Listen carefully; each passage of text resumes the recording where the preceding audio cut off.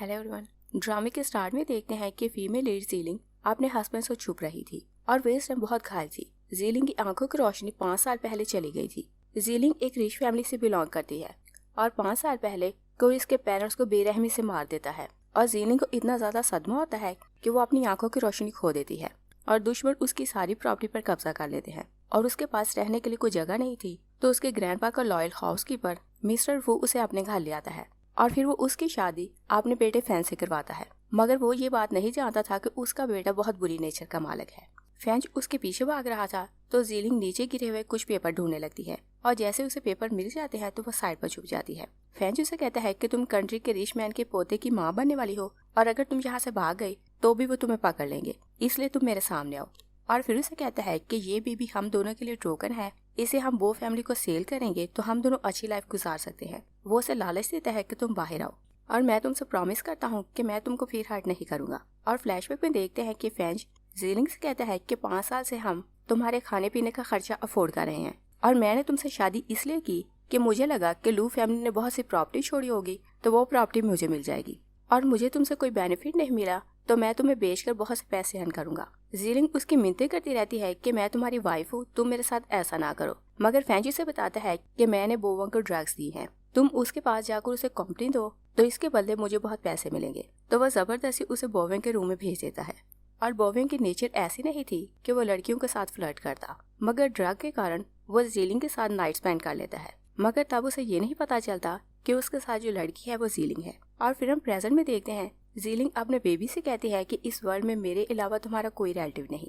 इसलिए मैं हर हाल में तुम्हें प्रोटेक्ट करूंगी और मैं नहीं चाहती कि कोई तुम उसे छीन कर बार्गेनिंग चिप बनाकर यूज करे। वो खुद को प्रोटेक्ट करने के लिए एक पत्थर उठाती है ताकि फैन जब वहाँ आए तो वो उसे हर्ट करे, मगर वहाँ बोवेंग था, वो उसका हाथ पकड़ लेता है और पूछता है कि बताओ इस बेबी का फादर कौन है। और जीलिंग नहीं जानती थी कि वो कौन है तो वो उसे अपने साथ ले आता है और अपने घर लाकर एक बार फिर उसे पूछता है कि बताओ कि इस बेबी का फादर कौन है और तुमने मुझे फ्रेम क्यों किया। तो जीलिंग उसे कहती है कि मुझे फोर्स किया गया और मेरी कोई इंटेंशन नहीं थी कि तुम्हारे साथ नाइट स्पेंड करूं। बोवेन उसकी बात का ट्रस्ट नहीं करता, उसे बहुत गुस्सा आता है कि जीलिंग ने उसे यूज किया तो कहता है कि मैं तुम्हें जान से मार दूंगा। जीलिंग उसकी मिन्नतें करती है कि तुम मुझे यहाँ से जाने दो और मैं यहाँ से दूर चली जाऊंगी और तुम्हारी लाइफ में फिर कभी नहीं आऊंगी और बोलती है कि मैं इस सिटी में फिर कभी नजर नहीं आऊंगी। बोविंग उसे पूछता है कि बताओ कि इस बेबी का फादर कौन है। तो जीलिंग सोचती है कि ये बहुत क्रूअल है, हर कोई इससे डरता है और मुझे यहाँ से दूर जाने और सेफ प्लेस तक पहुँचने के लिए कुछ टाइम चाहिए और मुझे इसे ट्रस्ट दिलाना होगा कि मैं कभी भी इस बेबी के थ्रू इसे ब्लैकमेल नहीं करूंगी और पॉसिबल है कि ये मुझे यहाँ से जाने दे।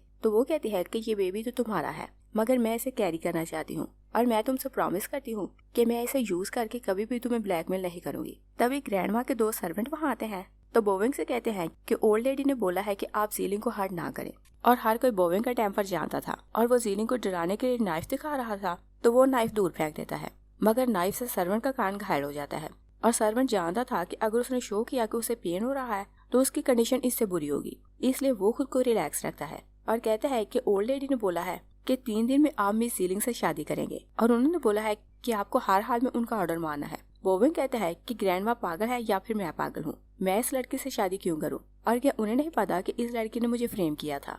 सर्वेंट कहता है कि ग्रैंडमा ने बोला है कि अगर आपने मना किया तो वो आपके फादर को बुलाएंगी और बोविंग चाहे बड़ा हो चुका था मगर वो अपने फादर से अभी भी बहुत डरता था। वो जीलिंग की आंखों से पट्टी उतारता है तो कहता है कि ब्लाइंड गर्ल, तुम याद रखना कि मैं तुमसे शादी तो कर रहा हूँ मगर बाद में मैं सारे हिसाब बराबर करूंगा। वो बाहर चले जाता है तो जीलिंग अपने नीचे गिरी हुई पट्टी उठाने लगती है मगर वो हैरान रह जाती है कि उसे सब कुछ नजर आने लगा था और 5 साल पहले वो अपनी फैमिली की डेथ पर बहुत शॉक थी तो उसकी आंखों की रोशनी चली गई थी और एक बार फिर उसके ब्रेन को जब इतना बड़ा शॉक मिला था कि वो अपने बेबी को खोने वाली है तो उसकी आंखों की रोशनी वापस आ चुकी थी। और बोविंग जैसे ही रूम में आता है तो पूछता है कि तुम यहाँ क्या कर रही हो। जीलिंग उसे नहीं बताती कि उसे सब कुछ नजर आने लगा है तो कहती है कि तुमने मेरी बैंडेज गिरा दी, मैं बस वही ढूंढ रही थी। और बोविंग को उसका रोना बहुत बुरा लग रहा था तो कहता है कि अगर तुम ऐसे ही रोती रही तो मैं तुम्हारी आंखें निकाल दूंगा।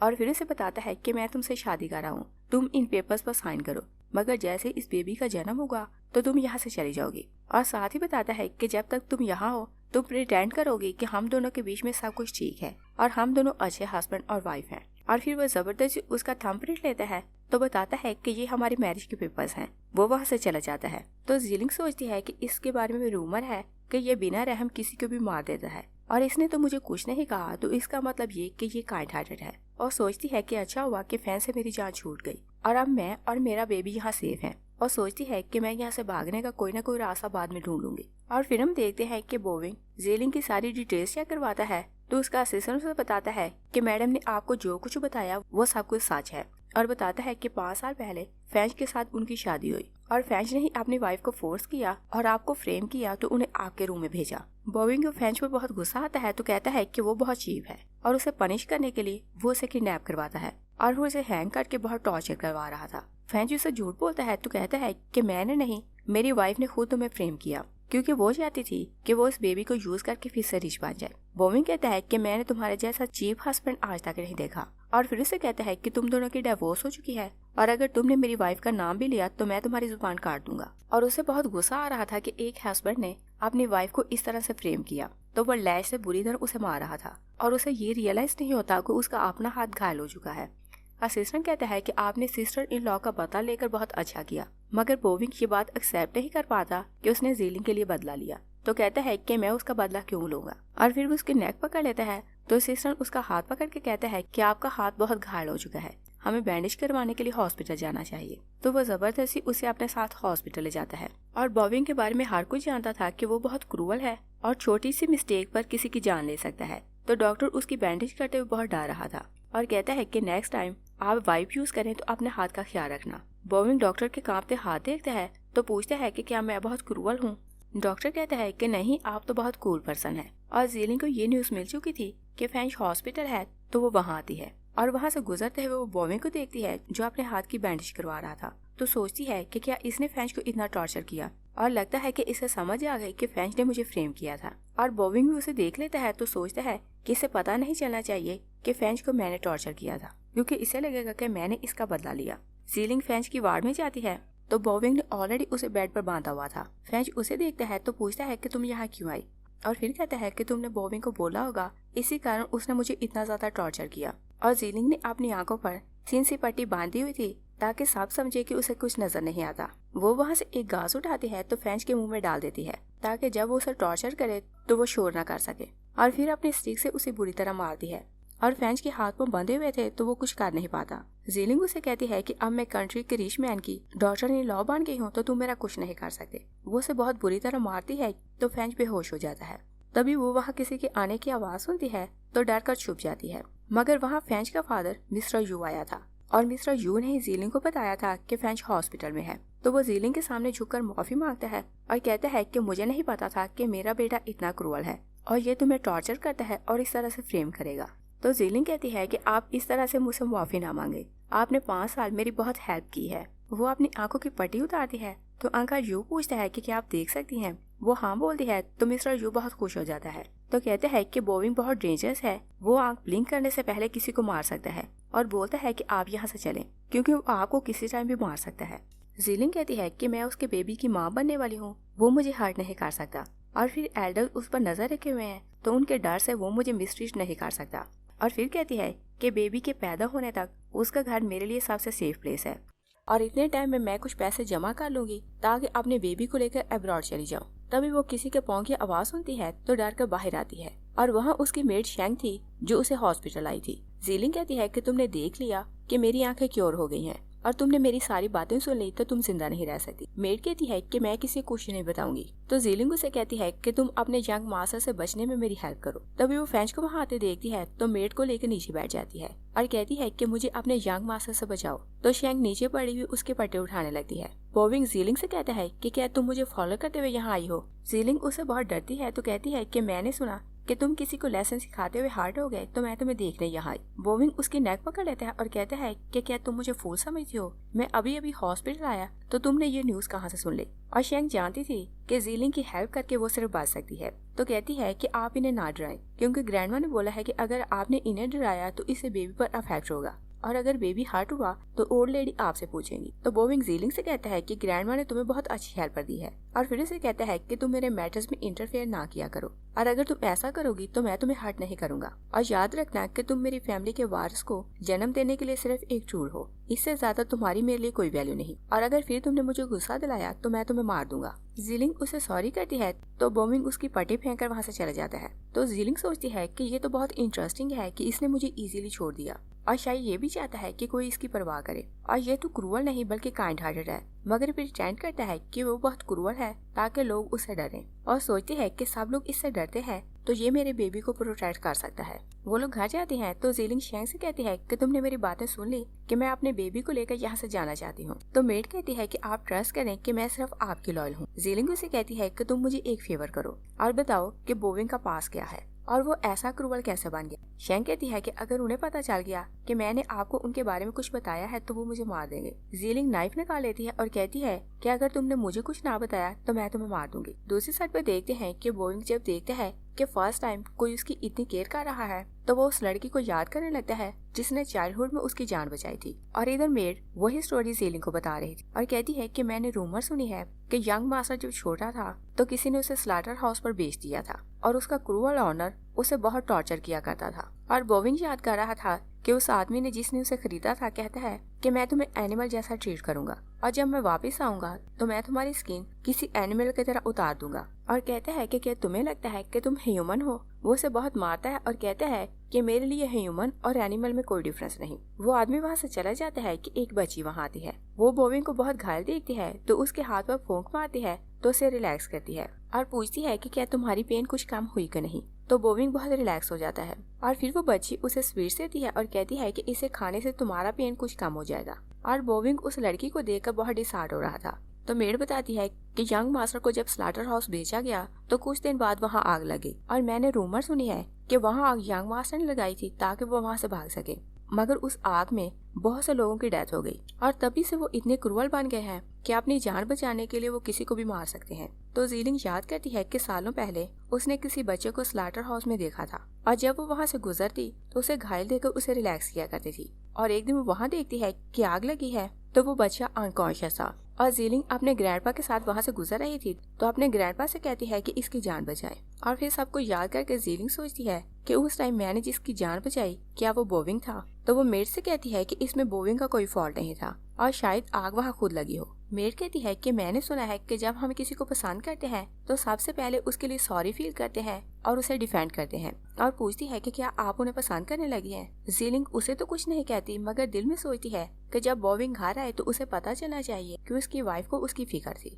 मगर बोविंग क्योंकि ग्रैंडमा के घर रहने के बजाय अपने सेपरेट घर में रहता था तो वो वहाँ नहीं आता था। और फिर हम देखते हैं कि बोविंग क्लब जाता है तो उसका असिस्टेंट कहता है कि आपने तो बोला था कि आप आज यहाँ नहीं आएंगे तो आप क्लब क्यों आए। और बोविंग याद करता है कि जीलिंग जब उसे हॉस्पिटल में मिली थी तो उसने बोला था कि तुम्हारे पास से मेडिसिन की स्मेल आ रही है इसलिए घर जाकर तुम ड्रेस चेंज करना, और साथ ही एडवाइस करती है कि अपने हाथ पर मेडिसिन लगाना ना भूलना। तो सब कुछ याद करके वो असिस्टेंट से कहता है कि तुम मेरे दूसरे ड्रेस लाओ क्योंकि वो नहीं चाहता था कि जब वो जीलिंग से मिले तो उसे उसके कपड़ों से मेडिसिन की स्मेल आए। असिस्टेंट उसके लिए ड्रेस लेने जाता है तो वो सोचता है कि मैं उसके बारे में सोचकर इतना अपसेट क्यों हो जाता हूँ और शायद ये फर्स्ट पर्सन है जो मेरी बहुत केयर कर रही है। दूसरी साइड पर देखते हैं कि जीलिंग टी सेल करने वाली गर्ल बनकर क्लब आती है क्योंकि उसे यहाँ से भागने के लिए पैसे चाहिए थे तो वो फैमिली की स्पेशल टी सेल करके वो पैसे अर्न करना चाहती थी और उसी की एडवर्टाइजमेंट के लिए वो यहाँ आई थी। शेंग कहती है कि अगर यंग मास्टर को पता चला कि आप यहाँ टी गर्ल बनकर आई हैं तो वो आप पर बहुत गुस्सा करेंगे।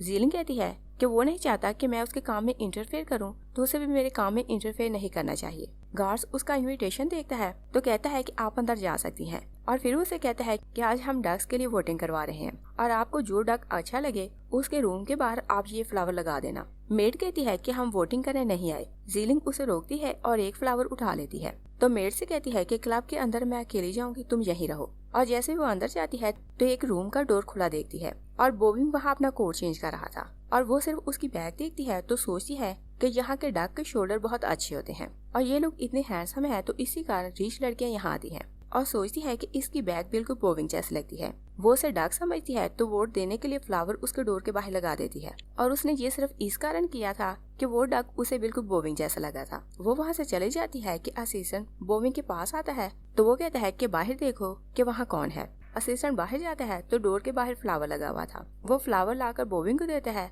और कहता है कि शायद किसी ने आपको डक समझ लिया और आपको वोट कर दिया। बोविंग को उसकी बात सुनकर बहुत गुस्सा आता है और उधर जूलिंग जिस गेस्ट को टी सर्व करने आई थी उसका नाम गोंजे था। गॉन्जे कहता है कि मैंने सुना है कि बो हाउस की टी बहुत टेस्टी होती है, मगर मुझे ये नहीं पता था कि वहाँ टी आप जैसी ब्यूटी सर्व करती है। गॉन्जे उसका मास्क उतारने लगता है, तभी दूसरे रूम का दरवाजा जोर से खुलता है तो वो लोग आवाज सुनते हैं। बोविंग बहुत गुस्से में सबसे पूछता है कि मुझे किसने डक समझकर वोट किया, और सब लोग उसका टेम्पर जानते थे तो हर कोई कहता है कि मैंने आपको वोट नहीं किया। और जीलिंग क्योंकि गॉन्जे के साथ बिल्कुल साथ वाले रूम में थी तो गॉन्जे उसकी आवाज सुनकर कहता है कि मुझे नहीं पता था कि बोविंग को कोई डक समझ लेगा, और ये उसके लिए ऐसा है जैसे 24th फ्लोर से गिरकर मार जाए। और सोचता है कि जिस किसने ऐसा करने की हिम्मत की है, लगता है कि उसे अपनी लाइफ से मोहब्बत नहीं और वो खुद अपनी मौत को आवाज दे रहा है। जीलिंग को समझ आ जाती है तो सोचती है कि शायद मैंने रॉन्ग पर्सन को वोट कर दिया, और वो डक जो मुझे बोविंग जैसा लगता था रियल में बोविंग ही था। तो कहती है कि मुझे नहीं पता था कि यंग मास्टर इतने गुस्से में आ जाएगा।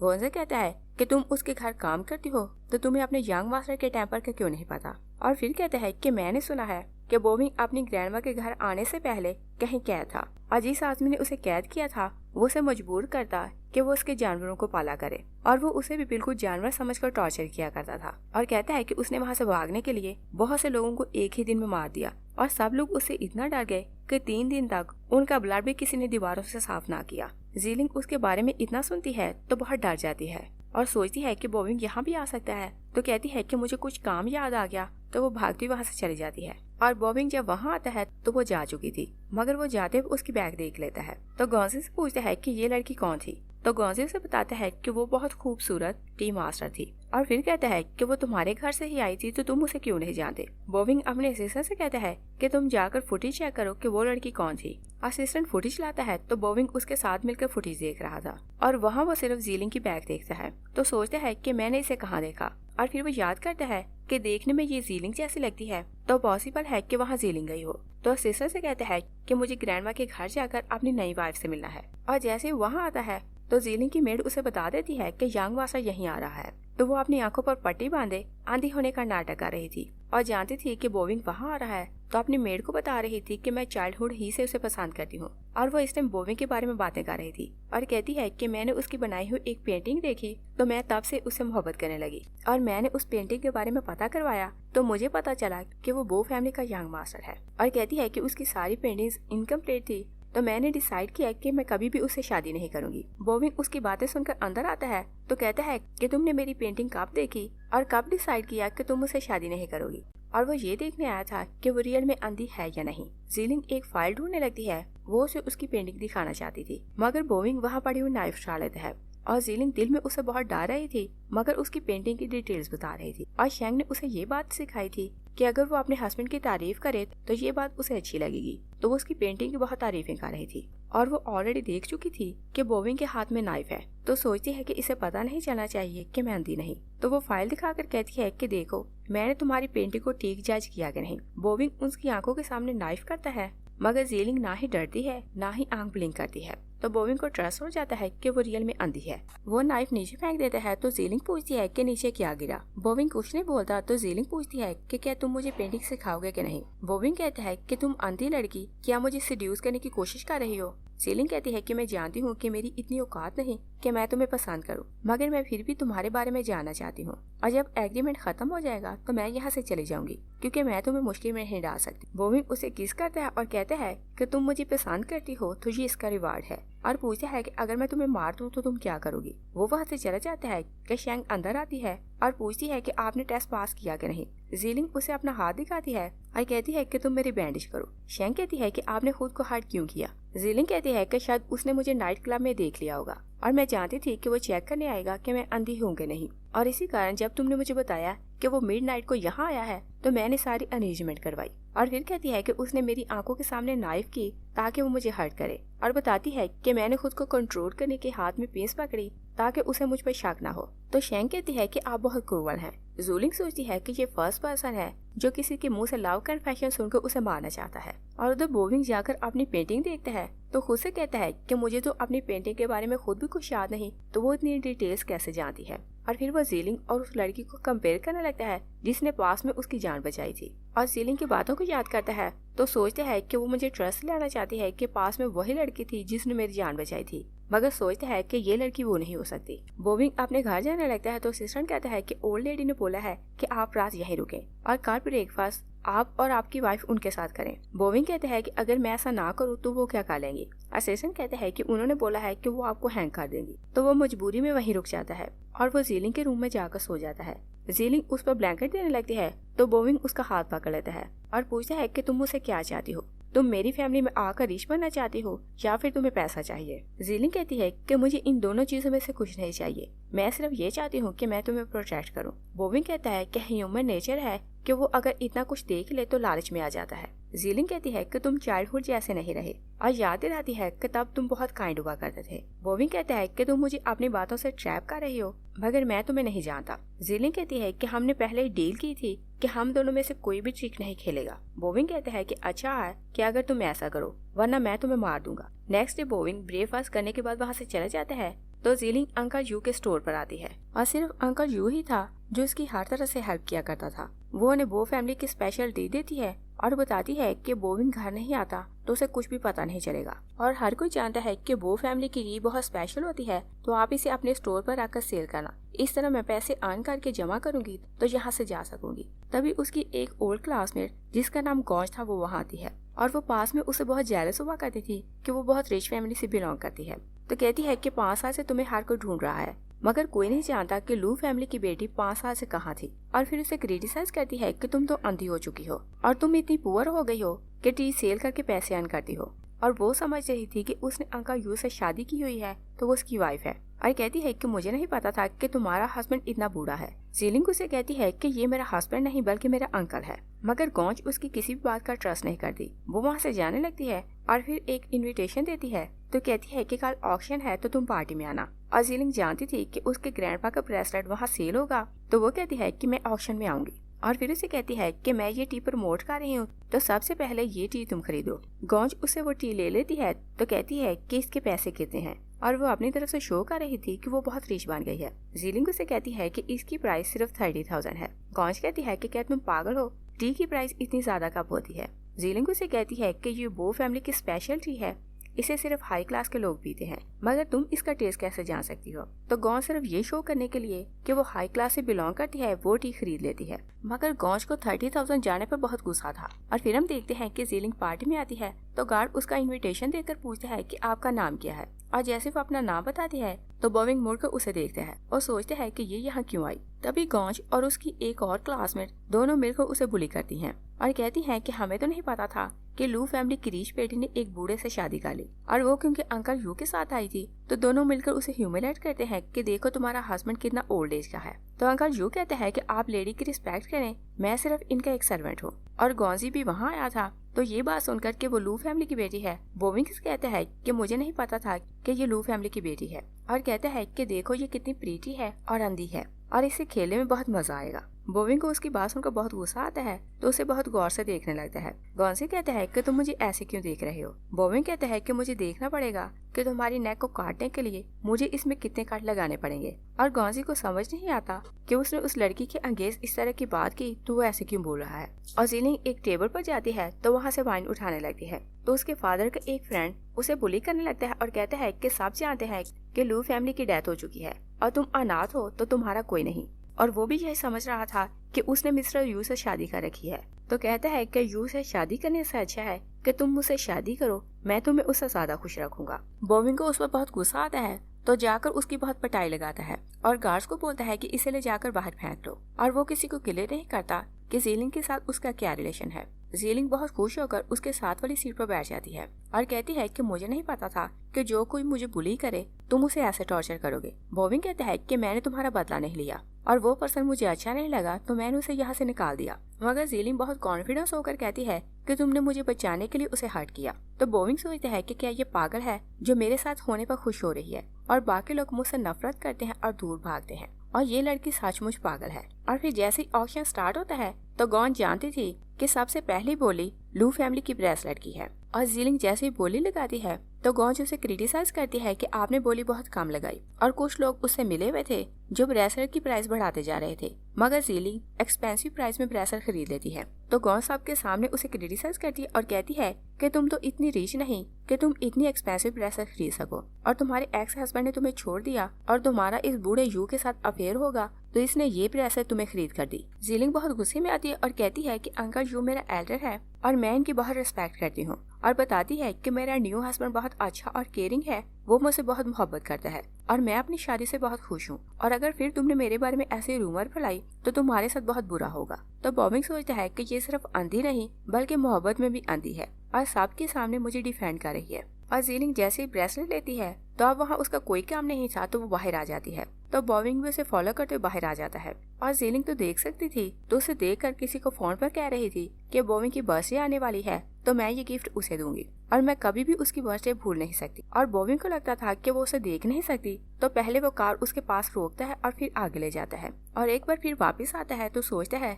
कि क्या इसने ये ब्रेसलेट मेरे लिए खरीदी। तो वो ज़ीलिंग से कहता है कि क्या तुम पागल हो कि तुमने इतनी चीज सी ब्रेसलेट इतने पैसों में खरीदी और तुमने अपने सारे पैसे इस पर लगा दिए। और फिर उसे कहता है कि तुम मेरे साथ चलो, मैं तुम्हें घर छोड़ देता हूँ। वो उसे अपने साथ कार में बिठा लेता है, मगर ग्रैंडमा वाले घर के बजाय अपने घर ले आता है। ज़ीलिंग बहुत हेजिटेट करती है तो कहती है कि ये घर तो ग्रैंडमा का नहीं। बॉबिंग कहता है कि तुमने मुझे बोला कि तुम मुझसे मोहब्बत करती हो, तो मेरे घर आने से शर्मा क्यों रही हो। वो उसे अपने साथ रूम में ले जाता है तो उसे बुली करने लगता है और कहता है कि सबके सामने तुम बोल रही थी कि तुम मुझसे मोहब्बत करती हो, तो अब तुम्हें क्या हुआ। ज़ीलिंग सोचती है कि आज मैं यहाँ से भाग नहीं पाऊंगी। उसी टाइम बॉबिंग के डैड की कॉल आती है, तो वो उसे किसी काम के लिए भेज रहा था और बॉबिंग का डैड जैन क्रिमिनल एक्टिविटीज में इन्वॉल्व था, तो उसे इस तरह का जो भी काम करवाना होता वो वहाँ बॉबिंग को भेज दिया करता। और बॉबिंग पर पास में जितना टॉर्चर हुआ था वो अपने फादर के अगेंस्ट कभी नहीं जाता था और जैसा वो बोलता वो वैसा ही कर दिया करता। और अब उसका फादर से बोल रहा था कि वो न्याक रोड पर जाकर किसी प्रॉब्लम को सॉल्व करे, और ये वही रोड था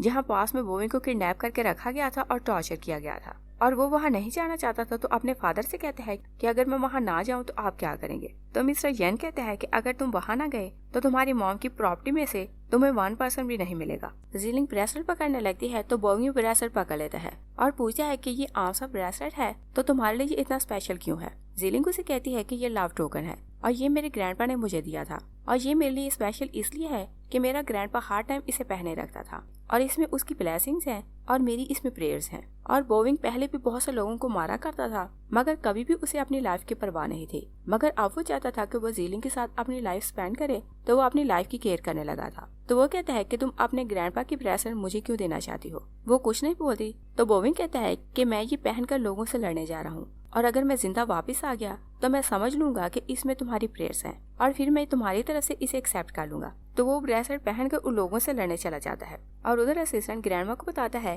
कि बॉबिंग मैडम को अपने घर ले गया है। तो ग्रैंडमा बहुत खुश होकर कहती है कि इसका मतलब ये कि दोनों में सब कुछ क्लियर हो गया, और कहती है कि कल के डिनर में उन्हें भी इनवाइट करना। और बॉबिंग घर वापस आता है तो अपने सिस्टर से कहता है कि तुमने ज़ीलिंग के बारे में इन्वेस्टिगेशन करवाई, तो बताओ कि क्या वो मुझे धोखा तो नहीं देने वाली। असेसर उससे बताता है कि अपने पेरेंट्स की डेथ के बाद वो 5 साल मिस्टर यू के घर में रही और मिस्टर यू उनकी बहुत केयर करता था, और मैडम 5 साल उनके घर से कभी बाहर नहीं निकली और ना ही किसी और के साथ उनका रिलेशन था। और बताता है कि मिस्टर यू ने उनकी शादी अपने बेटे से करवाई, और फिर बताता है कि वो बहुत काइंड पर्सन है और अपने रिश्तों में बहुत सिंसियर है, वो आपको कभी भी चीट नहीं कर सकती। और ज़ीलिंग को पता चलता है कि बॉबिंग वापस आ गया है, तो वो उसके लिए खाना बना कर लाती है और वो उसे सर्व करने लगती है। तो कहती है कि तुम्हारे पास से ब्लड की बू आ रही है, तो क्या तुम घायल होकर आए हो। और सोचती है कि इसका मतलब ये कि इसके फादर ने जिसे टास्क दिया था ये उन लोगों को मार कर आया है। और बॉबिंग बहुत सालों बाद स्लाटर हाउस वाले रोड पर गया था, तो वो बहुत रूड होकर वहाँ से चला जाता है। और नेक्स्ट डे ग्रैंडमा बॉबिंग के पेरेंट्स को खाने पर बुलाती है, तो बॉबिंग खाने के लिए नहीं आता। तो उसकी स्टेप मॉम जेनिफर ज़ीलिंग से कहती है कि बॉबिंग कहाँ है। ज़ीलिंग कहती है कि वो इंजर्ड है, वो यहाँ नहीं आएगा। तो जेनिफर कहती है कि हम पेरेंट्स को उसे मिलने आए, तो क्या वो अपने रूम से बाहर भी नहीं आ सकता। तो डैड भी कहता है कि उसे बड़ों की रिस्पेक्ट करना नहीं आती। तभी बॉबिंग वहाँ आता है, तो उसके पेरेंट्स ऐसे प्रिटेंड कर रहे थे कि उन्हें पता ही नहीं कि बॉबिंग घायल होकर आया है। ज़ीलिंग सोचती है कि मिस्टर येन को पता था कि बॉबिंग को चाइल्डहुड में स्लाटर हाउस में कैद किया गया और वहाँ टॉर्चर किया गया, तो ये कैसा फादर है कि इसने उसे खुद वहाँ भेजा कि वो वहाँ जाकर लोगों से लड़े। और सोचती है कि क्या मिस्टर जैन को किसी की फीलिंग्स की परवाह नहीं। जैन फिर बॉबिंग को और तंग करने के लिए कहती है कि तुम ये सूप पियो, ये तुम्हारे फादर ने स्पेशल तुम्हारे लिए मंगवाया है। बॉबिंग कहता है कि मुझे सूप नहीं पीना और फिर वो मीट का एक पीस निकाल कर टेबल पर फेंकता है और कहता है कि मुझे आपकी लाई हुई चीज नहीं खानी। तो मिस्टर जैन बहुत गुस्से में आता है और कहते हैं कि क्या तुम्हें एल्डर की रिस्पेक्ट करना नहीं आती। और जीलिंग जब देखती है कि उनमें फाइट बढ़ने लगी है तो वो प्रिटेंड करती है कि उसे वॉमिट हो रही है। तो वो ग्रैंडमा से कहती है कि मुझे यहाँ नहीं रुकना। ग्रैंडमा कहती है कि तुम जाकर रेस्ट करो और वो नहीं चाहती थी कि बॉबिंग यहाँ रुके। तो बॉबिंग से कहती है कि तुम मेरे साथ चलो। और बॉबिंग भी अपने डैड को टीज करना चाहता था तो वो उसे उठाकर ले जाता है। वो उसे रूम में लाता है तो पूछता है कि तुम मुझे वहाँ से क्यों लाई। जीलिंग कहती है कि मैं नहीं चाहती कि तुम वो काम करो जो तुम्हें पसंद नहीं। तो बॉबिंग कहता है कि तुम कब तक मुझे इस तरह डैड के हाथों से बचा सकती हो, 1 मंथ के लिए या फिर 1 ईयर के लिए। और येनफे जब ये देखती है कि जीलिंग बॉबिंग की बहुत परवाह करती है तो वो उसे अपने साथ मिलाने के लिए एक ज्वेलरी का गिफ्ट भेजती है, मगर उसका लॉयल असिस्टेंट जैंग उसे ज्वेलरी वापस ला कर देता है और कहता है कि मिस जीलिंग ने ये ज्वेलरी लेने से मना कर दिया। तो येनफे बहुत गुस्से में आती है और कहती है कि क्या उसे लगता है कि वो बॉबिंग को प्रोटेक्ट कर सकती है और मैं हर उस पर्सन को खरीद लेती हूँ जो बॉबिंग के साथ होता है और जीलिंग को नहीं पता कि वो मेरे अगेंस्ट नहीं जा सकती। और फिर कहती है कि मैं उसे लेसन सिखाने के लिए उसके बेबी को मार दूंगी। और दूसरी साइड पर बॉबिंग जीलिंग से पूछता है कि येनफे ने तुम्हें ज्वेलरी सेंड की तो तुमने उसे रिजेक्ट क्यों कर दिया।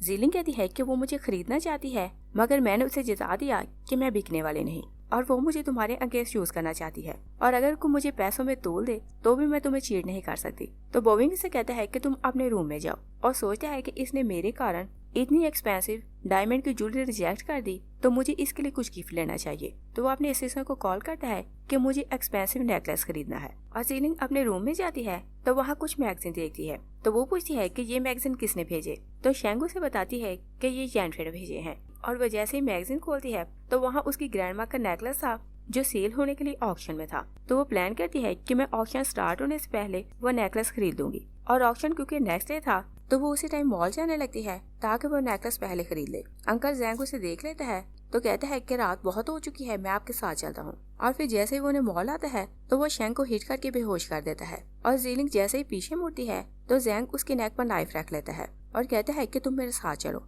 और बॉबिंग भी असिस्टेंट के साथ नेकलेस लेने आया था तो उसे शक होने लगता है कि जीलिंग वहाँ है, मगर जैंग जीलिंग को लेकर साइड पर छुप जाता है और उसने क्योंकि जीलिंग का मुंह बंद किया हुआ था तो वो बोल नहीं पाती और बॉबिंग भी उसे देख नहीं पाता तो वो वहाँ से चला जाता है। तो जैंग जीलिंग को किडनैप करके साथ ले जा रहा था। जीलिंग कहती है कि मैं जानती हूँ कि तुम येनफे के कहने पर ये सब कर रहे हो और अगर ग्रैंडमा को पता चल गया तो वो तुम्हें मार देगी। जैंग कहता है कि अगर मैंने तुम्हें न मारा तो येनफे मेरी सारी फैमिली को मार देगी। तभी उनके सामने एक कार रुकती है तो वो कार बॉबिंग की थी और जीलिंग तो सब कुछ देख पा रही थी। तो वो अंकल जैंग से कहती है कि आप मुझे जाने दें। जैंग कहता है कि चाहे मैं मर जाऊं मैं तुम्हें नहीं छोड़ूंगा। तो बॉबिंग से कहता है कि तुम इसे छोड़ दो और जब वो देखता है कि जैंग उसे छोड़ नहीं रहा तो वो उसे शूट कर देता है। जीलिंग भागती हुई बाहर आती है। बॉबिंग उसके लिए बहुत वरीड हो रहा तो उसे होल्ड कर लेता है। जीलिंग कहती है कि जब तुम मुझसे नफरत करते हो तो मुझे बचाने क्यों आए। बॉबिंग कहता है कि मैं नहीं चाहता कि तुम मरने के बाद घूस बांध कर मुझे डराने आओ, इसलिए मैंने तुम्हें बचा लिया। और वो शो करता है कि उसे जीलिंग की परवाह नहीं तो वहाँ से जाने लगता है, मगर जीलिंग अनकॉन्शियस होकर गिरने लगती है कि वो उसे होल्ड कर लेता है और बाहर वरीड होकर उसे जगाने की कोशिश कर रहा था। और फिर वो उसे घर लाता है तो बेड पर उसके लिए वरीड बैठा था और जैसे वो जागती है तो सबसे पहले अपने बेबी का पूछती है। बॉबिंग कहता है कि तुम बहुत अच्छी मदर हो कि अपने बेबी के लिए वरीड हो। और फिर उसे पूछता है कि तुम ब्लाइंड हो तो तुम्हें कैसे पता चला कि अंकल जैंग मुझे हिट करने वाला है। जीलिंग कुछ नहीं बोल पाती तो बॉबिंग कहता है कि तुम सोच कर मुझे इसकी रीजन बताना। जीलिंग कहती है कि जब अंकल ने बोला कि बॉबिंग मैं तुम्हें मार दूंगा तो मुझे पता चल गया कि सामने कार तुम्हारी है और जैसे वो कार ड्राइव करने लगा तो मैं चलाई कि अंकल बॉबिंग को हर्ट ना करें। तो बॉबिंग सोचता है कि इसमें इतने गार्ड्स नहीं कि ये मुझसे झूठ बोले और ये मेरी फिक्र कर रही है तो इसका मतलब ये कि ये रियल में मुझे पसंद करती है और सोचता है कि मेरी लाइफ में ये फर्स्ट पर्सन है जो मेरी इतनी केयर कर रही है। वो वहाँ से चला जाता है तो जीलिंग सोचती है कि इसने मुझे बचाने के लिए अपनी लाइफ को रिस्क में डाला तो इसका मतलब ये कि ये मुझे पसंद करने लगा है और सोचती है कि मैं इसके लिए इतना वरीड क्यों रहती हूँ। नेक्स्ट डे ग्रैंडमा जीलिंग से मिलने आती है तो कहती है कि मैंने सुना है कि बॉबिंग ने तुम्हें बचाने के लिए खुद को रिस्क में डाला और पहली बार वो किसी के लिए इतना वरीड हुआ और कहती है कि सिर्फ तुम हो जो उसे पास के दुख से बाहर निकाल सकती हो। तो जीलिंग सोचती है कि येनफे मुझे मारना चाहती है तो सिर्फ बोविंग है जो मुझे और मेरे बेबी को उसके हाथों से बचा सकता है। तो ग्रैंडमा से प्रॉमिस करती है कि वो बोविंग को पास के दुख से निकालने में हेल्प करूंगी, मगर उससे पहले मुझे उसके पास के बारे में बताएं। तो ग्रैंडमा उसे बताती है कि जब वो छोटा था तो उसकी मदर की डेथ हो गई और उसके फादर ने दूसरी शादी कर ली और वो बोविंग की बिल्कुल परवाह नहीं करता था और बोविंग ने एक फ्रेंड बनाया जिसने उसे 100 युआन में स्लाटर हाउस में भेज दिया। और बोविंग को पहले ही बहुत दुख था कि उसका फादर उसकी परवाह नहीं करता और अब उसके फ्रेंड ने उसे चीट किया तो हर किसी से उसका ट्रस्ट उठ गया। और बताती है कि उसका फादर उसकी परवाह नहीं करता था तो वो उसे बचाने वहां आ गया और इवन कितने दिन उसे वहां टॉर्चर किया गया, मगर उसके फादर ने उसे ढूंढने की कोशिश नहीं की और बोविंग बहुत दिनों तक टॉर्चर सहता रहा और एक दिन वहां से भागने के लिए उसने बहुत से लोगों को मार दिया, मगर वो घर आने के बजाय बाहरी आवारा घूमता रहा और सरवाइव करने के लिए वो इतना क्रूअल बन गया। और फिर उसे बताती है कि 2 साल पहले हम उसे घर वापस लाए, मगर उसके फादर ने उसे क्राइम करने पर मजबूर किया और कहती है कि उसने लाइफ से ये सीख लिया कि जिंदा रहने के लिए हमें क्रूअल बनना पड़ता है। जीलिंग उसके पास को जानती है तो उसे बहुत दुख होता है और वो बोविंग को देखने जाती है तो वो सोफे पर सोया हुआ था और वो उसके फेस को टच करने लगती है कि बोविंग जाग जाता है और उसका हाथ पकड़ के कहता है कि तुम क्या करना चाहती हो। तो जीलिंग उसे किस का लेती है। बोविंग कहता है कि क्या तुम इस तरह मुझे रीपे करना चाहती हो। जीलिंग कहती है कि मुझे बहुत दुख है कि मैं तुम्हारी लाइफ में इतना लेट आई और तुम मेरा ट्रस्ट करो कि मैं तुम्हें कभी चीट नहीं करूंगी। बोविंग कहता है कि मैं अपने रिलेटिव पर ट्रस्ट नहीं करता तो मैं तुम पर ट्रस्ट क्यों करूंगा। और फिर उसे पूछता है कि येनफे तुम्हें मारना क्यों चाहती है। तो जीलिंग उसे बताती है कि वो मेरे बेबी को मारना चाहती है, मगर मैं उसे दिखाऊंगी कि मैं अपने बेबी को प्रोटेक्ट कर सकती हूँ। बोविंग कहता है कि अगर तुम बोलो तो मैं उसकी टांगे तोड़ दूं या फिर बाजू। तो जीलिंग कहती है कि मैं उसे ऐसा दुख देना चाहती हूँ जो उसके लिए डेथ से भी बुरा हो। और फिर उसे कहती है कि उसकी सबसे बड़ी पनिश ये होगी कि तुम फैमिली के लीडर बन जाओ और अगर ग्रैंडमा तुम्हें फैमिली का लीडर अनाउंस कर दें तो तुम अपने बेबी को प्रोटेक्ट कर सकते हो। तो बोविंग कहता है कि मुझे ये सब चीजें नहीं चाहिए। जीलिंग कहती है कि क्या तुम चाहते हो कि जो एक्सपीरियंस तुमने किया वही सब तुम्हारा बेबी सहे। बोविंग कहता है कि तुम कौन होती हो कि मेरे पास के बारे में बात करो। जीलिंग कहती है कि ये नेचुरल है कि हर पेरेंट चाहता है कि उसका बेबी सेफ रहे, तो तुम अपने बेबी को सेफ क्यों नहीं रखना चाहते। तो वो उसकी नेक छोड़ देता है। तभी मिस्टर येन वहाँ आता है तो बोविंग बहुत गुस्से में आता है और कहता है कि क्या आपको किसी के घर आने के रूल्स का नहीं पता। डैड उसे स्लैप करता है और कहता है कि तुमने येनफो को किडनैप क्यों किया और अगर वो रात तक वापस न आई तो मैं तुम्हें मार दूंगा। वो उसे फिर से स्लैप करने लगता है कि जीलिंग उसके सामने आती है तो डैड उसे स्लैप कर देता है। जीलिंग कहती है कि मुझे ट्रस्ट नहीं हो रहा कि किसी वीमेन के लिए आपने अपने बेटे पर हाथ उठाया और पूछती है कि क्या ये रियल में आपका बेटा है। तो येन कहता है कि तुम समझती हो कि तुम मिसेस वो बन गई हो तो तुम हमारे फैमिली मैटर्स में इंटरफेयर कर सकती हो। जीलिंग कहती है कि अगर एक दिन के लिए भी मैं इसकी वाइफ बन जाऊँ तो मैं किसी को भी इसको हर्ट नहीं करने दूंगी और मैं तो मिसेस वो बन गई हूँ तो कोई भी मेरे हस्बैंड पर हाथ नहीं उठा सकता। येन कहता है कि मैं इस फैमिली का लीडर हूँ और जैसा मैं चाहूंगा वैसा ही होगा और अगर तुमने मेरे काम में इंटरफेयर किया तो मैं तुम्हारे बेबी को मार दूंगा। और फिर बोविंग को वार्न करता है कि रात तक येनफे वापस न आई तो मैंने जो बोला है वही करूंगा। वो चला जाता है तो जीलिंग डर कर गिरने वाली थी। बोविंग बहुत वरीड होकर उसे होल्ड कर लेता है तो कहता है कि जैसा तुमने बोला था मैं फैमिली का हेड बनकर तुम्हारी और अपने बच्चे की केयर कर सकता हूँ, तो मैं अपनी फैमिली का लीडर बनने के लिए कुछ भी कर सकता हूँ। और येनफे को किडनैप बोविंग ने करवाया था तो वो असिस्टेंट और जीलिंग को लेकर वहाँ आता है। असिस्टेंट येनफे को वहाँ से उतारने लगता है तो जीलिंग कहती है कि हम इसे ऐसे नहीं छोड़ सकते और बोविंग से कहती है कि तुम्हें फैमिली का लीडर बनना है तो तुम इसे यूज करो। और दूसरी तरफ येन अपने असिस्टेंट से कहता है कि बोविंग के नाम की सारी प्रॉपर्टी येनफे के नाम ट्रांसफर कर दो। ग्रैंडमा वहाँ आती है तो कहती है कि तुम किसी पराई लेडी के लिए अपने बेटे के साथ ऐसा क्यों कर रहे हो। येनफे वहाँ आती है तो वो कहती है कि मुझे कुछ नजर नहीं आ रहा और येन से कहती है कि बोविंग ने मुझे किडनैप किया तो इसने मुझे अंधा कर दिया। जीलिंग और बोविंग अंदर आते हैं तो बोविंग बहुत घायल था। जीलिंग कहती है कि येनफो को किसी और ने किडनैप किया और उसने इसकी आंखों पर पॉइजन डाला तो टेम्परेरी ये देख नहीं सकती, मगर डॉक्टर ने बोला है कि कुछ घंटों बाद इसे नजर आने लगेगा। और कहती है कि ये तो सिर्फ कुछ घंटों के लिए अंधी हुई है, मगर बोविंग इसे बचाने के लिए मरने वाला था। तो ग्रैंडमा येन और येनफे से कहती है कि तुम दोनों बोविंग को अपोलोजाइज करो। बोविंग कहता है कि मुझे अपोलॉजी की जरूरत नहीं और डैड सिर्फ 2 मंथ के लिए मेरी मॉम की कंपनी मेरे हैंड ओवर करें तो मैं प्रूव करूंगा कि मैं कंपनी संभाल सकता हूँ। तो येन कहता है कि मैं तुम्हें 2 मंथ देता हूँ और अगर 2 मंथ में तुम चेंज हो गए तो मैं कंपनी तुम्हारे नाम कर दूंगा। असिस्टेंट जबरदस्ती बोविंग को हॉस्पिटल आता है तो वो बहुत इरिटेट हो रहा था तो कहता है कि इतनी छोटी सी इंजरी के लिए तुम मुझे यहाँ क्यों लाए।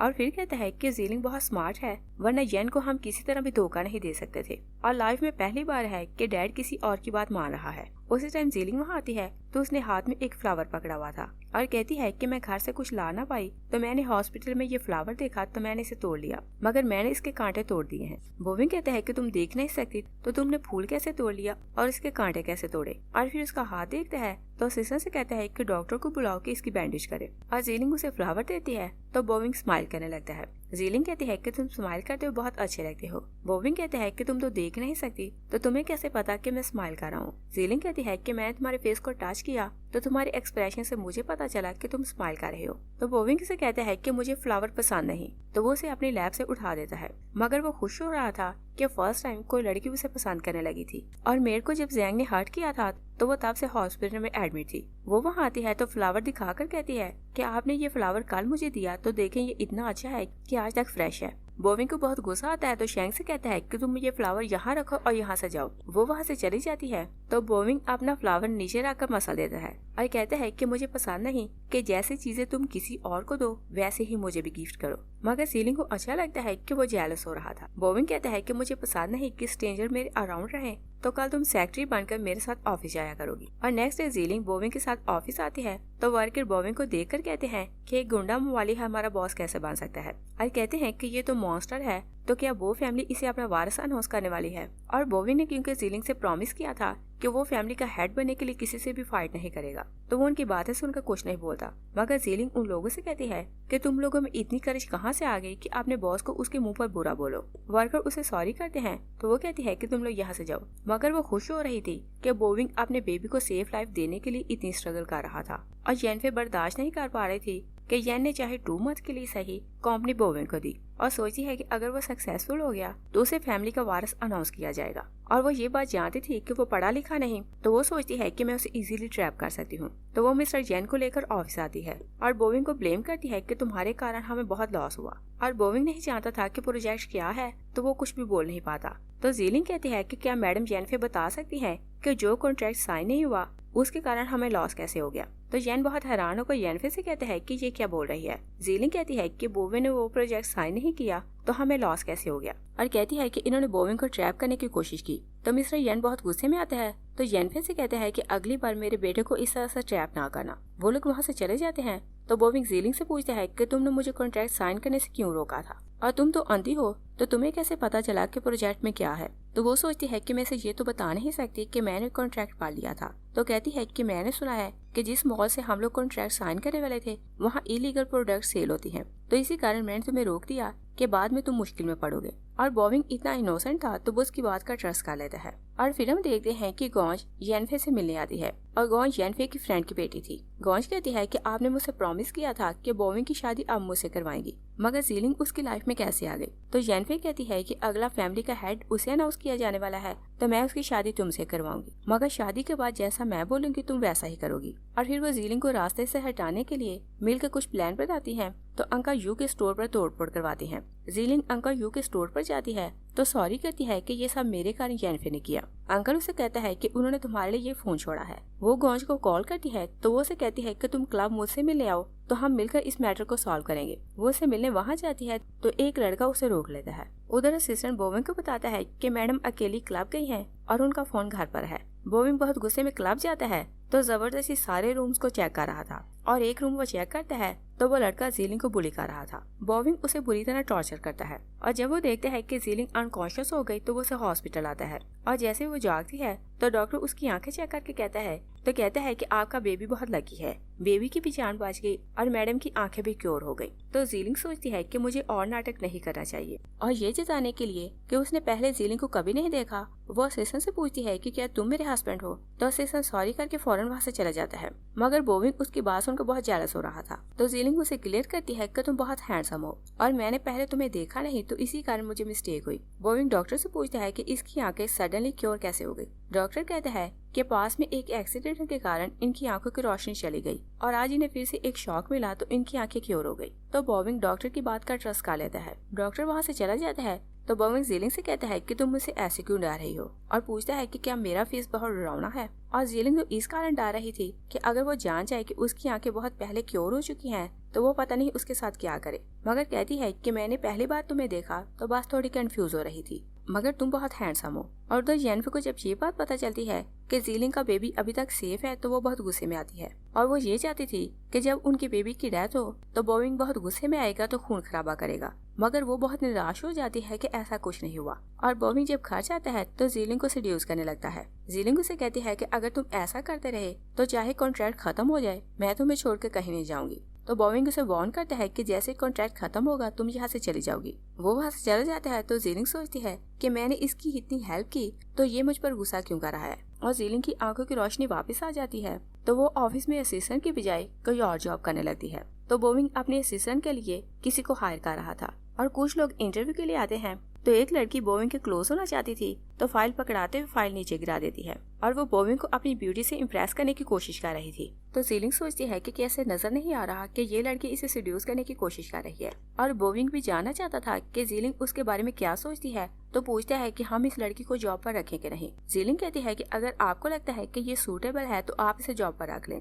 बोविंग को उसकी बात सुनकर बहुत गुस्सा आता है तो कहता है कि हम इस लड़की को हायर कर रहे हैं और सोचता है कि ये इस लड़की से जेलस नहीं हुई, इसका मतलब ये कि ये मुझसे मोहब्बत नहीं करती। और जीलिंग सोचती है कि ये जानता है कि ये लड़की इसे सेड्यूस करने की कोशिश कर रही है तो भी इसने इसे हायर किया, तो इसका मतलब ये कि ये मुझसे मोहब्बत नहीं करता। और फिर हम देखते हैं कि जैन बोविंग के लिए वाइन लाती है तो वो ग्लास गिरा देता है और कहता है कि कोई मेरी चीजों को टच नहीं कर सकता। जैन बाहर जाती है तो बहुत गुस्से में थी और सोचती है कि ये कितना पागल है कि इतनी खूबसूरत लड़की को रिजेक्ट कर रहा है। और वो वेट करता रहता है कि जीलिंग उसके ऑफिस आएगी या फिर वो उसे टेक्स्ट करेगी। मगर जैसे ही ऑफिस का टाइम खत्म होता है तो वो घर चली जाती है। असिस्टेंट आकर बोविंग से कहता है कि सब लोग चले गए हैं तो आप भी घर जाएं। वो जीलिंग के बारे में पूछता है तो असिस्टेंट बताता है कि वो तो ऑलरेडी घर चली गई हैं। बोविंग को बहुत गुस्सा आता है कि वो उसे बिना बताए अकेली घर चली गई। असिस्टेंट उसका मूड देखता है तो सोचता है कि इन दोनों की लड़ाई हो गई और पूछता है कि क्या मैडम आपसे नाराज हैं। बोविंग कहता है कि वो मुझसे दूर जाना चाहती है और वो चाहती है कि मैं किसी और के साथ हुक हो जाऊं। तो हम उसकी विश पूरी करते हैं, तुम चैन को बुलाओ। दूसरी तरफ पर शैंग जीलिंग से कहती है कि 2 घंटे से आप एक ही पेज पढ़ती जा रही हैं और पूछती है कि क्या कुछ प्रॉब्लम है। वो कुछ नहीं बोलती तो शैंग कहती है कि अगर आपकी यंग मास्टर से लड़ाई हुई है तो आप उन्हें मना ले। जीलिंग कहती है कि हम दोनों के रिलेशन सिर्फ नाम का है और बेबी के जन्म होते ही मैं यहाँ से चली जाऊंगी और अच्छा है कि वो किसी और लड़की से मोहब्बत करने लगे। और बोविंग चैन को होटल के रूम में बुलाता है तो जैसे वो उसके रूम में जाने लगती है तो कोई उनकी पिक्चर बना लेता है। और उसने क्योंकि सिर्फ जीलिंग को जेलस करने के लिए उसे बुलाया था तो उसने गांव से असिस्टेंट को भी वहाँ बुलाया हुआ था। तो वो उन दोनों से कहता है कि तुम मेरी चैन के साथ पिक्चर्स बनवाओ। और चैन को क्योंकि जेनफिन भेजा हुआ था तो वो उसके होटल के रूम में जाते हुए पिक्चर को न्यूज में छुपवाती है और वहाँ लिखा था कि चैन और बोविंग में अफेयर है। और नेक्स्ट डे जीलिंग ऑफिस आती है तो सब लोग इसी बारे में बात कर रहे थे। और जब बोविंग वहाँ आता है तो वो जीलिंग को अपने ऑफिस बुलाता है और पूछता है कि तुमने न्यूज पढ़ी कि नहीं।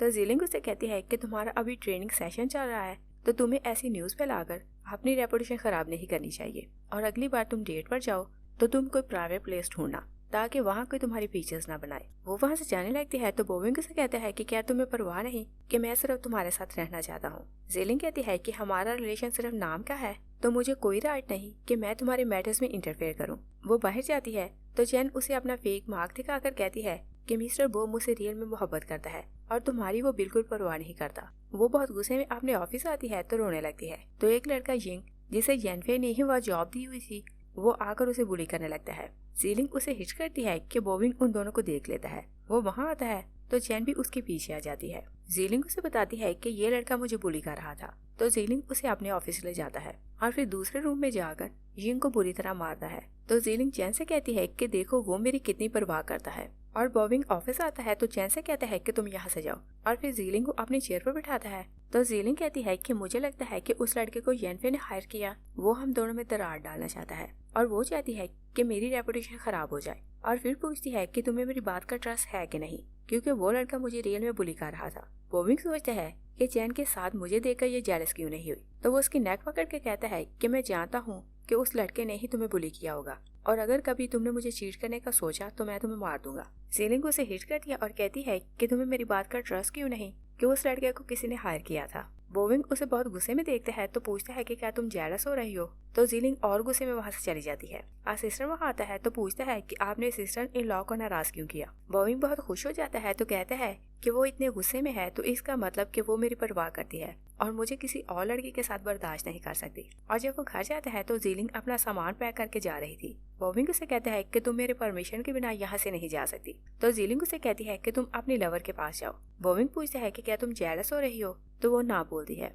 तो बोविंग से कहता है कि मैं जानता हूँ कि तुम जेलस हो रही हो। और फिर से कहता है कि मैंने असीसा से पूछा है, उसने बोला है कि तुम्हें मनाने के लिए मैं तुम्हें कहीं ऐसे जगह ले जाऊं जो तुम्हें बहुत पसंद हो और वहाँ जाकर तुम अपना फेवरेट खाना खाना। वो उसे खाना खिलाने ले जाता है तो जीलिंग भी मान जाती है। जेनिफर चैन को बुलाकर पैसे देती है और कहती है कि बोविंग ने अपने स्कैंडल के बारे में किसी को क्लियर नहीं किया, इसलिए तुम थोड़ी आग और लगाओ। और नेक्स्ट स्कैंडल काफी पॉपुलर हो चुका था। जीलिंग ऑफिस आती है तो मैनेजर से कहता है कि आप प्रेस कॉन्फ्रेंस बुलाएं और बॉस से बोलें कि सब कुछ क्लियर करें, वरना हमारी कंपनी की रेपुटेशन खराब हो जाएगी। जीलिंग असिस्टेंट को आते देखती है तो पूछती है कि बोविंग ऑफिस क्यों नहीं आया और कहती है कि सुबह में जब जागी तो वो कहीं जा चुका था और बताओ कि वो कहाँ गया है। असिस्टेंट कहता है कि रात को मिस्टर येन ने उन्हें एक मिशन पे भेजा मगर वो अभी तक वापस नहीं आए। दूसरी साइड पे देखते हैं कि दो लोगों ने बोविंग को बांधा हुआ था तो कहते हैं कि किसी ने झूठ बोला कि तुम बहुत स्ट्रांग हो और हमने तो तुम्हें इजीली बांध दिया। बोविंग खुद को खोल लेता है तो उन्हें हिट करके कहता है कि जिसने तुम्हें यहाँ भेजा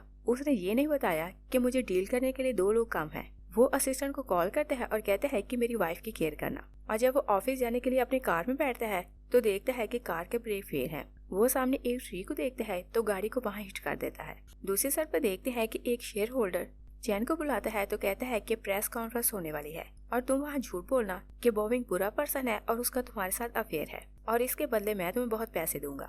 और जब प्रेस कॉन्फ्रेंस होती है तो चैन सबको यही बता रही थी। जीलिंग वहाँ आती है तो कहती है कि ये तो झूठ बोल रही है और वो सबको वीडियो दिखाती है जिसमें शेयर होल्डर और चैन की बातें रिकॉर्ड थी। तो शेयर होल्डर ली उस पर बहुत गुस्सा करता है और कहता है कि तुम कौन होती हो कि हमारे मैटर्स में इंटरफेयर करो और तुम सिर्फ एक सेक्रेटरी हो तो मैं तुम्हें जॉब से निकाल रहा हूँ। तभी बोविंग वहाँ आता है तो कहता है कि मेरी वाइफ को यहाँ से कोई नहीं निकाल सकता।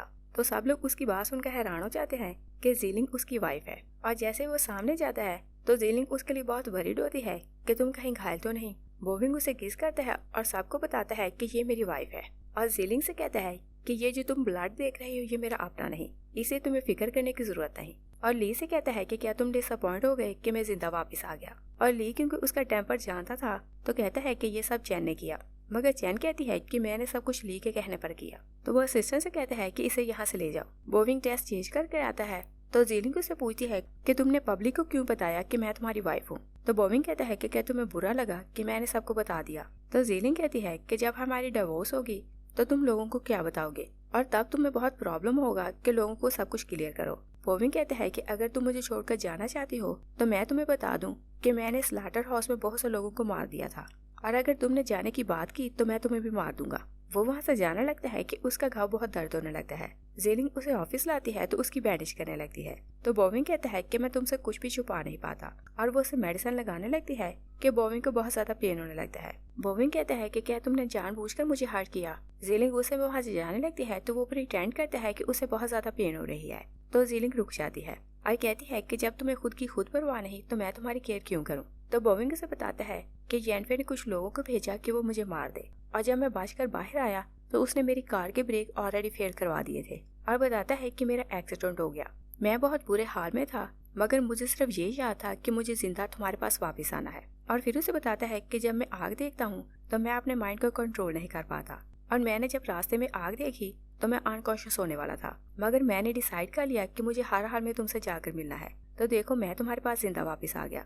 और फिर वह सॉरी करता है और बताता है कि मेरा कभी किसी लड़की के साथ कोई अफेयर नहीं रहा। जीलिंग कहती है कि क्या तुम लव कन्फेशन कर रहे हो। वो कुछ नहीं बोलता तो जीलिंग कहती है कि मैं ही कुछ ज्यादा सोचने लगी थी मगर बोविंग से कहता है कि मैं तुमसे मोहब्बत करता हूँ और ये मेरा फॉर्मल लव कन्फेशन है। और पूछता है कि क्या तुम्हें मेरा कन्फेशन अच्छा लगा कि नहीं। और वो लोग घर आते हैं तो येन को लेकर वहाँ आई थी। तो डैड उसे कहता है कि तुमने कंपनी की रेपुटेशन खराब कर दी, तुम हमसे अपोलोजाइज करो। जीलिंग कहती है कि जिसकी मिस्टेक है वो सॉरी करेगा मगर बोविंग किसी से सॉरी नहीं करेगा। जेनिफर कहती है कि तुम्हें हमारी कंपनी के रूल्स का नहीं पता, मुझे लगता है कि तुम्हें रूल सिखाने पड़ेंगे। तो जीलिंग कहती है कि क्या आपकी फैमिली के रूल ये हैं कि आप मुझे और बोविंग को बार बार फ्रेम करती हैं। येन को उस पर बहुत गुस्सा आता है तो वो जीलिंग को मारने लगता है। बोविंग उनका हाथ पकड़ के कहता है कि हमारी फैमिली का ये रूल नहीं कि हम लेडीज पर हाथ उठाएं। तो येन कहता है कि तुम्हारी ग्रैंडमा ने तुम्हें बहुत बिगाड़ दिया है और तुम इस लायक नहीं कि बो फैमिली के वारिस बनो। ग्रैंडमा वहाँ आती है तो येन से कहती है कि क्या ये तुम्हारा जस्टिस है कि तुम किसी की बात सुने बिना डिसीजन लो। जीलिंग वहाँ कुछ एविडेंस फेंकती है तो कहती है कि येनफे ने बार बार बोविंग को फ्रेम करके मारने की कोशिश की और फिर ये कोशिश करती रही कि ये बो फैमिली के वारिस कभी ना बने। तो येनफे को स्लैप करता है और कहता है कि इतने सालों मैंने तुम्हारी केयर की मगर तुमने मुझे चीट किया। तो बोविंग कहता है कि मैं सालों से ये सीन देखना चाहता था और फाइनली आज मैंने देख ही लिया। तो येनफे कहती है कि तुम मॉन्स्टर हो, तुम मोहब्बत डिजर्व नहीं करते और एक दिन आएगा कि जीलिंग तुम्हें चीट करेगी और छोड़कर चली जाएगी। बोविंग नाइफ उठा लेता है तो जीलिंग उसे रोक लेती है और कहती है कि तुम मॉन्स्टर नहीं बल्कि एक ह्यूमन हो और येन से कहती है कि आपने ही इसे मजबूर किया कि ये मॉन्स्टर बन जाए। और फिर बोविंग से कहती है कि तुमने जो कुछ किया तुम वर्ल्ड के बेस्ट पर्सन हो और चाहे कैसे भी मैं शादी करके यहाँ आई मैं तुम्हें छोड़कर कभी नहीं जाऊंगी और ना ही लाइफ में मैं कभी तुम्हें चीट कर सकती हूँ। ग्रैंडमा अपने गार्ड से कहती है कि येनफे को धक्के देकर यहाँ से बाहर निकालो। येन भी वहाँ से जाने लगती है तो जीलिंग कहती है कि पहले आप बोविंग को अपोलोजाइज करें फिर आप यहाँ से जा सकते हैं। ग्रैंडमा उसकी बात सुनकर खुश हो जाती है जबकि येन बहुत गुस्से में आता है। वो किसी तरह भी रेडी नहीं होता कि वो बोविंग को अपोलोजाइज करे। जीलिंग उन्हें बोविंग के घाव दिखाती है और कहती है कि ये निशान देखें, ये सब उसके कारण है कि आप इसे लोगों से लड़ने के लिए भेजते और ये सब घाव आपके कारण आए हैं। यह सब घाव देखता है तो शॉक रह जाता है और कहता है कि मैंने कभी इमेजिन भी नहीं किया था कि तुम लाइफ में इतने ज्यादा इंजर्ड हुए होगे और सॉरी करता है कि मैंने कभी तुम्हारी परवाह नहीं की और जब तुम्हारा किडनैप हुआ तो मैं तुमसे इतनी नफरत करता था कि तुम्हें बचाने के लिए नहीं आया मगर तुम्हारे घाव देखकर मुझे खुद से नफरत होने लगी है। बोविंग कहता है कि चाहे आप सब कुछ भूल जाएं मैं कभी भी नहीं भूल सकता और मैं खुश हूँ कि आपने जबरदस्ती सही मेरी शादी जीलिंग से करवाई और कहता है कि मैं आप जैसा फादर कभी नहीं बनूंगा। वो जीलिंग को उठाकर अपने घर ले जाता है और पूछता है कि क्या तुमने जो बोला वो सब सच था। तो जीलिंग कहती है कि मैं रियल में तुमसे मोहब्बत करती हूँ। और फिर हम देखते हैं कि डॉक्टर जीलिंग का चेकअप करने घर आता है तो डॉक्टर से कहता है कि ये लास्ट डेज है तो आपको किसी ऐसी जगह रहना चाहिए कि हर टाइम कुछ लोग आपके अराउंड हो। तो ग्रैंडमा कहती है कि तुम ओल्ड हाउस शिफ्ट हो जाओ। वो वहाँ से चली जाती है कि असिस्टेंट बोविंग को कॉल करके बाहर बुलाता है। बोविंग पूछता है कि क्या हुआ। असिस्टेंट बताता है कि येनफे ग्रेवयार्ड गई तो उसने वहाँ गार्ड्स को बेहोश कर दिया और आपकी मॉम की ग्रेव से उनकी ऐश निकाल ली। तभी येनफे उसे कॉल करती है और कहती है कि अगर तुम्हें अपने मॉम की ऐश चाहिए तो तुम मुझसे मिलने आओ। बोविंग अंदर जाता है तो जीलिंग से कहता है कि मुझे अर्जेंट कहीं जाना है, तुम ओल्ड हाउस चली जाओ। जीलिंग उससे पूछती है कि क्या तुम येनफे से मिलने जा रहे हो। तो वो कहता है कि उसने मेरी मदर की ऐश निकाल ली है, वो मुझे मिलने के लिए बुला रही है और मैं जानता हूँ कि ये सब ट्रैप है मगर फिर भी मुझे वहाँ जाना है। और कहता है कि अगर मैं जिंदा वापस ना आ सका तो भी बो फैमिली तुम्हें बहू मानेगी और अगर तुम जाना चाहो तो कोई तुम्हें फोर्स नहीं करेगा कि तुम बो हाउस रुको। जीलिंग उसे कहती है कि तुम हर हाल में वापस आना, मैं और तुम्हारा बेबी तुम्हारा वेट करेंगे। वो अपनी बेटी के लिए एक फ्रॉक लाता है तो उसे टेबल पर रखता है और फिर रात को अकेले ही निकल जाता है। असिस्टेंट आता है कि टीम रेडी है मगर बोविंग वहाँ से जा चुका था और येनफे ने उसे स्लाटर हाउस के बाहर बुलाया था। बोविंग उसे कॉल करता है कि तुम कहाँ हो। येनफे से कहती है कि मैंने तुम्हें यहाँ इसलिए बुलाया कि यहाँ तुम्हारे बहुत से दुश्मन हैं जो तुम्हें मारना चाहते हैं और फिर तुम्हारा साइकोलॉजिकल प्रॉब्लम है कि तुम जब स्लाटर हाउस आते हो तो तुम अपने माइंड को कंट्रोल नहीं कर पाते। और बताती है कि मैंने तुम्हारी मॉम की ऐश अंदर रखी है, तुम अंदर जाकर वो ऐश ले लो। और फिर वो कुछ लोगों को बो हाउस भेजती है कि जीलिंग को मार दे। दूसरी साइड पर देखते हैं कि जीलिंग को लेबर पेन होती है तो शेंग और असिस्टेंट कहते हैं कि हम आपको हॉस्पिटल ले चलते हैं मगर जीलिंग कहती है कि बोविंग ने मुझे बोला था कि उसके आने से पहले मैं यहाँ से ना जाऊँ क्योंकि कोई हमारे बेबी को हर्ट कर सकता है और मैं नहीं जानती कि उसने ये सब क्यों बोला मगर मैं यहाँ से नहीं जाऊंगी। और कहती है कि तुम लोग डॉक्टर को घर बुलाओ। तो वो लोग डिलीवरी के लिए डॉक्टर को घर बुलाते हैं। तभी को उनके घर पर अटैक कर देता है तो शेंग असिस्टेंट और हाउसकीपर जाकर उन लोगों से लड़ने लगते हैं मगर बहुत टाइम उन्हें संभाल नहीं पाते तो एक आदमी शेंग पर वार करने लगता है और कहता है कि हमें बताओ कि जीलिंग कहाँ है। तभी जीलिंग आकर उसे फायर कर देती है। असिस्टेंट वहाँ आता है तो वो कहती है कि तुम बेबी को लेकर हॉस्पिटल जाओ और मुझे बोविंग के पास जाना है क्योंकि वो अकेले खुद को संभाल नहीं पाएगा। और वो लोग ये बात नहीं जानते थे कि बोविंग कहाँ गया है तो वो येनफे को अपने घर बुलाते हैं। जीलिंग उसे टी पिलाती है और पूछती है कि बोविंग कहाँ है मगर येनफे कहती है कि अगर मैं मर भी जाऊँ तो मैं तुम्हें नहीं बताऊंगी कि वो कहाँ गया है। जीलिंग उसके हाथ को घायल कर देती है और बताती है कि तुमने जो टी पी है इसमें मैंने पॉइजन मिलाया था और इसकी कोई भी एंटीडोट नहीं। और फिर वो असिस्टेंट से कहती है कि इसे बाहर ले जाकर फेंक दो और खुद वो स्लाटर हाउस जाती है तो वो अभी बाहर ही थी कि बोविंग घायल होकर बाहर आ रहा था। तो वो उससे पूछता है कि तुम्हें यहाँ का पता किसने दिया। तो जीलिंग उसे बताती है कि पहली बार हम दोनों यहीं मिले थे, और फिर वो उसे याद दिलाती है कि जब तुम यहाँ आग लगाकर भाग रहे थे तो तुम अनकॉन्शियस होकर बाहर गिर गए थे, और मैं अपने ग्रैंडपा के साथ वहाँ से गुजर रही थी तो हम लोगों ने तुम्हें बचाया था। और उस टाइम बोविंग ने उसे 2 स्वीट्स दी थी। तो सब कुछ याद करके बोविंग कहता है कि जब भी मैं तुमसे मिलता हूँ तो मौत से भाग रहा होता हूँ, मगर अफसोस कि इस बार मैं तुमसे मिला तो मेरे पास तुम्हें देने के लिए स्वीट्स नहीं। और लास्ट सीन में देखते हैं कि बोविंग घर आता है तो शैंक से कहता है कि तुम हमारे बेटे को लेकर यहाँ से जाओ। वो दूसरे रूम में चली जाती है तो वो जीलिंग से कहता है कि हम दोनों को फिर से अपनी लव स्टोरी स्टार्ट करनी है। और मिस्टर येन की नफरत ने बोविंग को ह्यूमन से एनिमल बना दिया था, मगर जीलिंग की मोहब्बत उसे एनिमल से फिर से ह्यूमन बना देती है, और एक बार फिर वो बहुत लविंग पर्सन बन जाता है। यहीं ये मूवी फिनिश हो जाती है। Thanks for watching.